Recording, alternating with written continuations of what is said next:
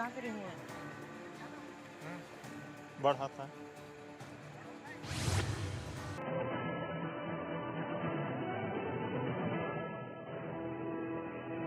कश्मीर के डोडा में सुरक्षा बलों और आतंकियों के बीच मुठभेड़ कास्तीगढ़ इलाके में देर रात 2 बजे शुरू हुई, जब आतंकवादियों ने सुरक्षा खोज दलों पर गोलियां चला दी। उत्तर कन्नड़ में लगातार हो रही आफत की बारिश। बीती रात NH 66 पर हुआ बड़ा हादसा। भूस्खलन की चपेट में आने से 4 लोगों की मौत हुई, 3 लोग लापता। पीएम मोदी आज दिल्ली स्थित बीजेपी मुख्यालय में चुनाव कार्य में लगे पार्टी कार्यकर्ताओं से चाय पर करेंगे चर्चा। साथ ही पार्टी मुख्यालय में कार्यरत कार्यकर्ताओं से भी मुलाकात करेंगे। प्रधानमंत्री नरेंद्र मोदी के नेतृत्व में केंद्रीय कैबिनेट की बैठक आज।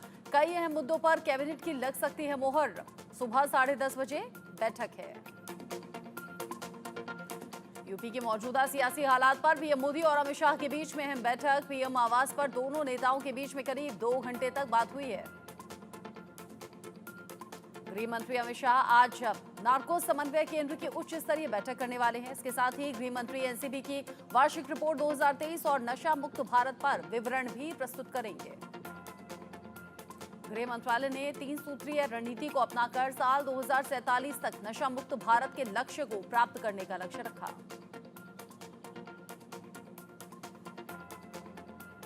गृह मंत्री अमित शाह राष्ट्रीय नारकोटिक्स हेल्पलाइन मानस मादक पदार्थ निषेध आसूचना केंद्र का शुभारंभ और श्रीनगर में नारकोटिक्स कंट्रोल ब्यूरो यानी कि एनसीबी के क्षेत्रीय कार्यालय का भी उद्घाटन करेंगे। किसान संगठनों ने बदली रणनीति। विपक्ष के नेता राहुल गांधी से मदद की गुहार लगाई। विपक्षी सांसदों को चिट्ठी लिखी, बीजेपी से किनारा किया।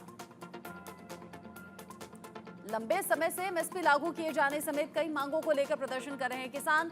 अब तक अपने आंदोलन और मांगों को पूरा कराने के लिए राजनीतिक दलों की मदद लेने से बचते रहे थे, लेकिन अब उन्होंने विपक्षी दलों से मदद की गुहार लगाई है।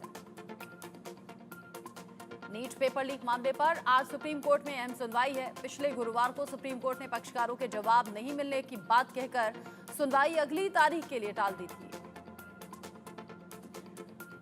सुप्रीम कोर्ट में आज सभी याचिकाओं पर सुनवाई होगी। साथ ही एनटीए की ट्रांसफर याचिकाओं पर भी सुनवाई होगी। एनटीए ने हलफनामा दायर कर कहा है कि टेलीग्राम ऐप पर नीट पेपर लीक का जो वीडियो चलाया जा रहा था वो फर्जी था। वहीं आज सुप्रीम कोर्ट में सीबीआई, एनटीए और केंद्र के हलफनामे पर भी चर्चा संभव है। बीते 8 जुलाई को सुप्रीम कोर्ट ने परीक्षा की पवित्रता प्रभावित होने की बात कही थी। कोर्ट ने कहा था कि अगर हमें ये पता नहीं चला कि कितने स्टूडेंट्स इसमें शामिल थे, तब दोबारा परीक्षा का आदेश देना पड़ेगा। यूपी में विधानसभा की 10 सीटों पर उपचुनाव होने वाले हैं। चुनाव की रणनीति को लेकर सीएम योगी ने बैठक की है, जिसमें दोनों उप मुख्यमंत्री की गैर मौजूदगी से सियासी अटकलों का बाजार गर्म है। वही खबर है कि चुनाव में जीत का रास्ता बनाने के लिए सीएम योगी ने खुद की सुपर 30 की टीम बनाई है। राज्य में सियासी हलचल के बीच में खबर आई है कि पार्टी का शीर्ष नेतृत्व राज्य में किसी तरह के नेतृत्व का बदलाव करना नहीं चाहता। हरियाणा विधानसभा चुनाव को लेकर आम आदमी पार्टी आज करेगी चुनावी अभियान की शुरुआत। पंजाब के मुख्यमंत्री भगवंत मान 1 महीने के चुनावी प्रचार का रोड मैप का करेंगे ऐलान। राजधानी पटना में बिहार बीजेपी प्रदेश कार्यकारिणी की अहम बैठक आज होने जा रही है, जिसमें प्रदेश भर के 3500 से ज्यादा पार्टी पदाधिकारी शामिल होंगे। 2025 में होने जा रहे आने वाले विधानसभा चुनाव से पहले हो रही इस बैठक को काफी अहम माना जा रहा है। यूपी के डिप्टी सीएम केशव प्रसाद मौर्य के समर्थन में उतरे बीजेपी विधायक सुशील सिंह ने कहा कि सरकार नहीं संगठन बड़ा, संगठन से बनती है सरकार। महाराष्ट्र के गढ़चिरौली में सुरक्षा बलों का बड़ा ऑपरेशन। मुठभेड़ में 12 नक्सली ढेर हुए। मारे गए नक्सलियों पर था 51 लाख का इनाम। नक्सलियों के पास से AK-47 बरामद। आज खुलने वाला है जगन्नाथ मंदिर के अंदर का रत्न भंडार। कीमती सामानों की लिस्टिंग होगी। भक्तों की एंट्री पर रोक रहेगी। गुजरात सरकार के जनजातीय इलाके में पानी पहुंचाने की एक योजना में 9 करोड़ का घोटाला सामने आया। 14 लोगों के खिलाफ एफआईआर दर्ज, 10 आरोपी गिरफ्तार। इनमें 5 कॉन्ट्रैक्टर और 5 अधिकारी शामिल।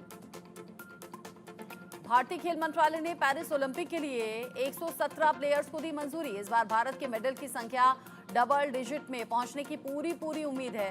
पहली बार खेलेंगे 72 भारतीय प्लेयर्स। सबसे युवा खिलाड़ी की उम्र महज 14 साल है।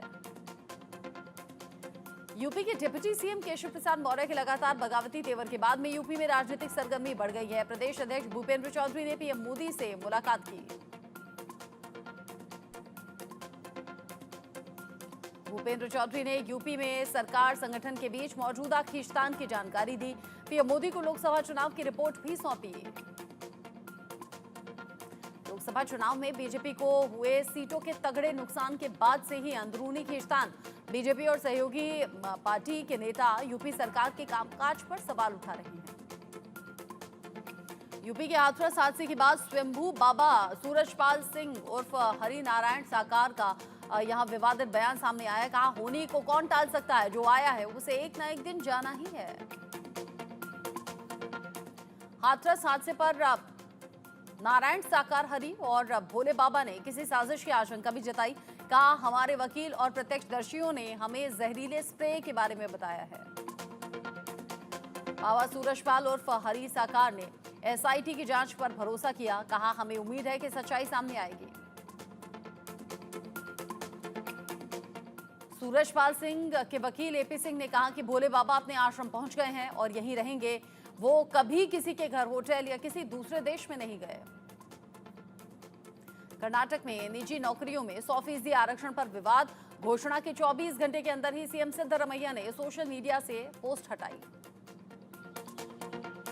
निजी नौकरियों में आरक्षण को लेकर सिद्धरमैया कैबिनेट से बिल पास हो चुका है। 18 जुलाई को विधानसभा में बिल हो सकता है पेश।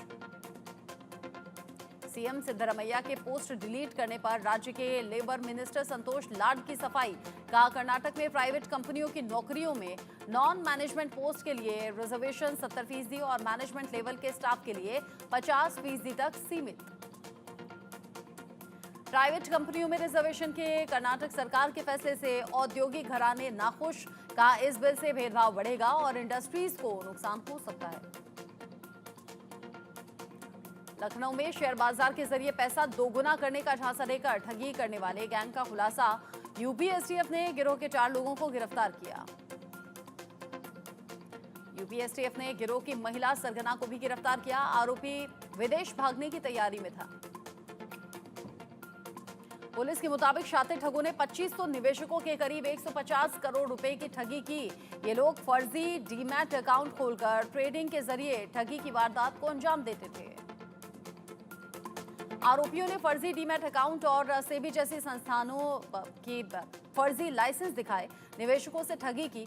निवेशकों की शिकायत पर यूपी एसटीएफ ने ये एक्शन लिया।